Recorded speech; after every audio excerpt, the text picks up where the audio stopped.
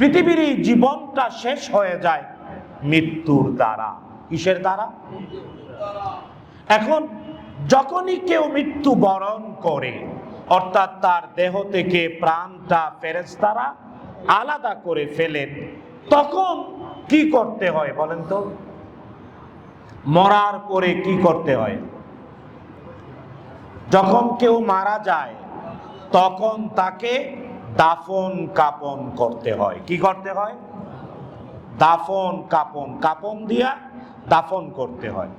এখন প্রশ্ন হলো, এই যে কেউ মারা গেলেন, মারা যাওয়ার পরে যে আনুষ্ঠানিকতা, হ্যাঁ, এটা গোসল দেওয়া, কাপন পরানো, জানাজা দেয়া, কবরে শায়িত করা, টোটাল প্রক্রিয়াটা ইসলামী শরীয়তে, অর্থাৎ আমাদের যিনি স্রষ্টা তিনি আমাদের উপরে ফরজ করেছেন। কি করেছেন বলেন তো? বলেন কি করেছেন? তবে হ্যাঁ, ফরজ দুই প্রকার। একটা ফরজ ফরজে আইন, প্রত্যেকের উপরে ইন্ডিভিজুয়াল বাধ্যতামূলক ফরজ। আরেকটা হলো ফরদুন কিফায়া। ফরদুন কিফায়া অর্থাৎ ফরজ, তবে কিছু মানুষ যদি আদায় করে সবার পক্ষ থেকে হয়ে যায়। তো একজন মানুষ যখন মারা যায়, ব্যক্তি যখন মারা যায়, নারী পুরুষ যখন মারা যায়, মৃত্যুর পর থেকে তাকে গোসল, তাকে কাফন, তাকে জানাজা, তাকে কবরস্থ করা, টোটাল প্রক্রিয়াটা, প্রত্যেকটা কাজ ফরজ তবে কিফায়া। ফরজ তবে বলেন ফরজে কিফায়া, ফরজে কিফায়া। কিন্তু দুর্ভাগ্যজনক বাস্তবতা এখন দেখতে পাই, এটা যদি আপনারা বুঝেন যে যেই মারা গেল, মৃত্যু থেকে নিয়ে কবরে দাফন করা পর্যন্ত প্রত্যেকটা কাজ, যে কয়টা, অর্থাৎ গোসল দেয়া, কাফন পরানো, জানাজা দেয়া, মাটিতে কবরস্থ করা, প্রত্যেকটা কাজ ফরজ। বলেন প্রত্যেকটা কাজ তবে কিফায়া। তবে কি?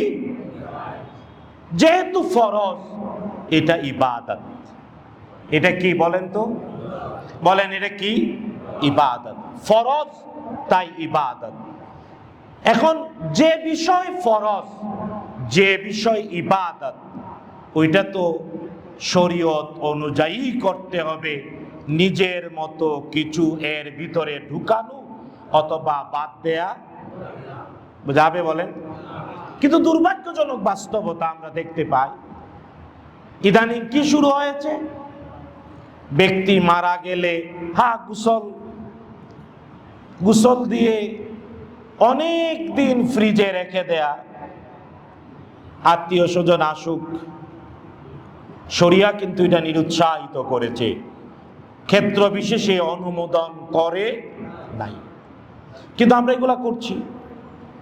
শুধু তাই না, জানাজা এখন রাজনৈতিক শোডাউন হয়ে যাচ্ছে। আসলে কি এটা পলিটিক্যাল শোডাউন হবে না ইবাদত হবে? বলেন কি হবে? শুধু তাই না, যেটা সবচেয়ে দুর্ভাগ্যজনক বিষয়, জানাজা ফরজ তবে কিফায়া, জানাজা ইবাদত, কিন্তু দুর্ভাগ্য, লাশ সামনে রেখে ফুল দিচ্ছে, ফুলের তোড়া। আচ্ছা বলেন, ফুলের তোড়া দেওয়া কোরআন হাদিসে কোথাও আছে? আপনারাই কইতেন, এটা তো আমি কইমু, শরীয়ত কইব, কিন্তু আপনারাই জানেন আলহামদুলিল্লাহ। বলেন, এই লাশের উপরে অথবা কবরের উপরে ফুলের তোড়া দিলে লাভ হয়? কোন পাগলে কইছে? কোন পাগলে বলবে যে লাভ হয়? তাইলে মানুষরূপী পাগলেরা করে না? আপনারা প্রতিবাদ করেন? আজকে এটা এই জন্যই বলছি, একটা ফরজ ইবাদত, সৎকার করা মৃত ব্যক্তিকে, গোসল, দাফন, জানাজা সবকিছু ফরজ। বলেন কি?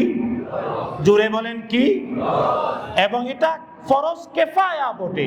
কিফায়া মানে ফরজ চলে যায় নাই, ফরজ আছে না নাই? ফরজ অনুগ্রহ করে কিফায়া, অনেকের পক্ষ থেকে কেউ কেউ করলে আদায় হয়। কিন্তু ফরজ এবং এটা ইবাদত। এটা কি? কিন্তু দুর্ভাগ্য, এই ইবাদতের ভিতরে আপনারা এখন কোন ফুলের তোড়া দেখবেন। ফুলের তোড়া যদি কেউ মনে করে সওয়াব হবে, তাহলে সে মুরতাদ হলো, কারণ সে আল্লাহ এবং রসুল শিখান নাই এমন জিনিস সওয়াবের নিয়তে করলো ফরজের ভিতরে। বলেন নাউযুবিল্লাহ। আমাদের সোসাইটিতে গাছওয়া হয়ে যাচ্ছে, নেতা আইসা ফুলের তোড়া দেয় নাকি? ফুলের তোড়া দিলে উপকার হবে কোনো পাগল বলতে পেরেছে? সুস্থ মানুষ তো দূরের কথা। শুধু তাই না, ইদানিং আরো ভয়াবহ বাস্তবতা, গান গায়, গান লাশ রাইকা। আমি ভুল কইছি? আপনারা আমাদের সমাজে, আমাদের দেশে, আমাদের এই বাংলাদেশে লাশ রেখে গান গাচ্ছে।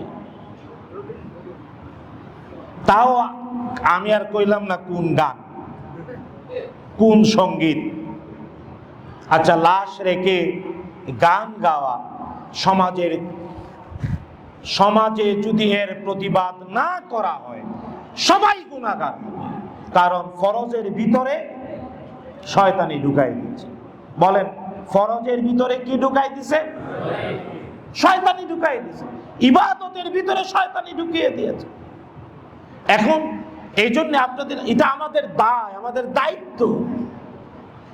সিম্পল এতটুকু বলবেন যে ব্যক্তি মারা গেল, মৃত্যু থেকে কবর পর্যন্ত টোটাল ব্যবস্থাপনা শিখিয়েছেন আল্লাহ এবং তার রাসূল।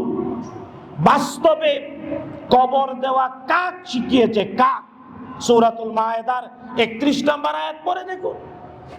অনেকবার বলেছি, আল্লাহ তাআলা কাক পাঠাইয়া শিখিয়েছেন কিভাবে দাফন করতে হয়। ওখানে কি ফুলের তোড়া দিছিল কাকে? হ্যাঁ, কাওয়ায় কি গান গাইছিল? এখন কাওয়ারা গান গায়?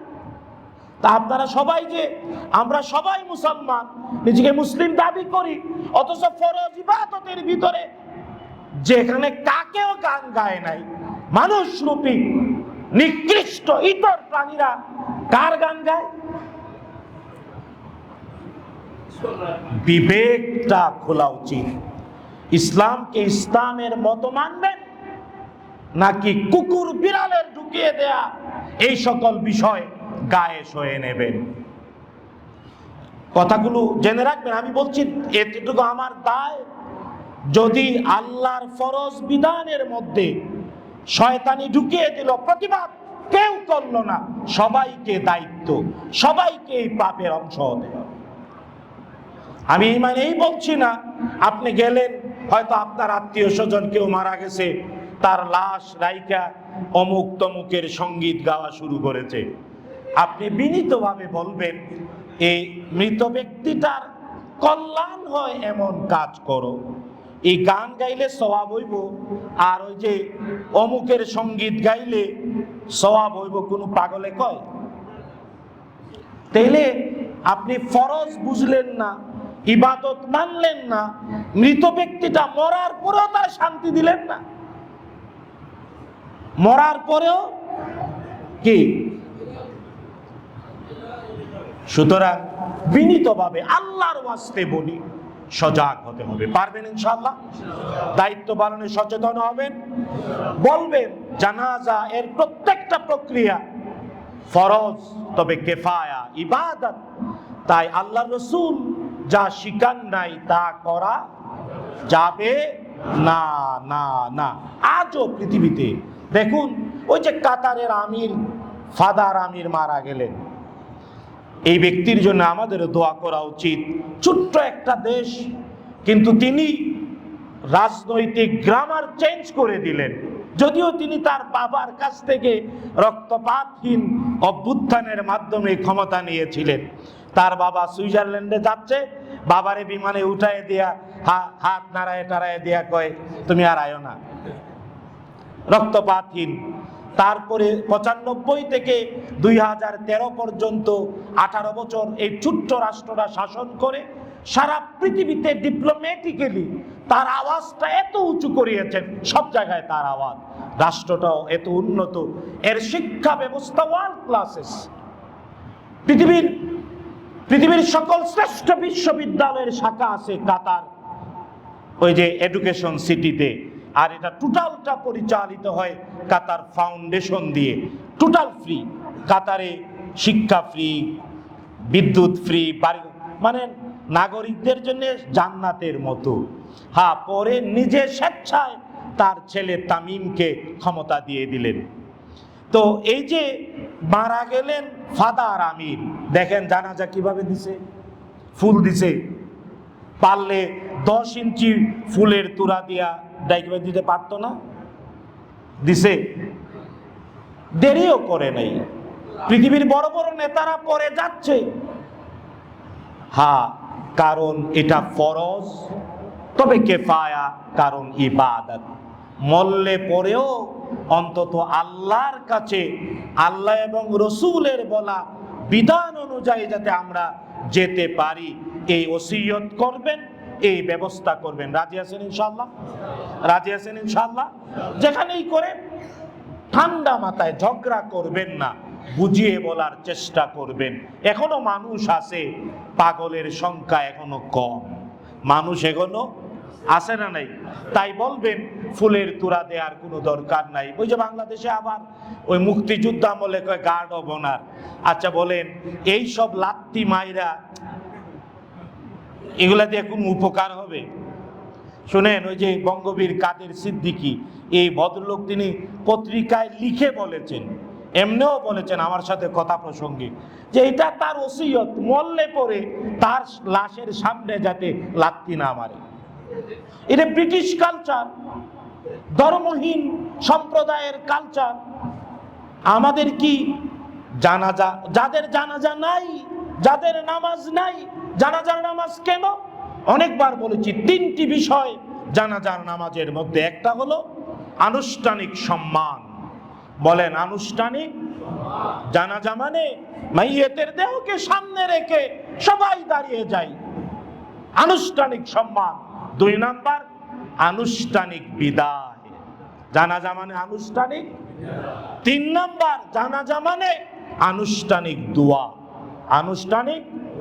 আমাদের দেশে জানাজার দোয়া কয়জনে পারে? অনেক লম্বা দোয়া, এমনকি ব্যক্তির নাম ধরে দোয়া করা যায়। জানাজার দোয়া জুড়ে জুড়েও পড়া যায়, এটাও সুন্নাহ।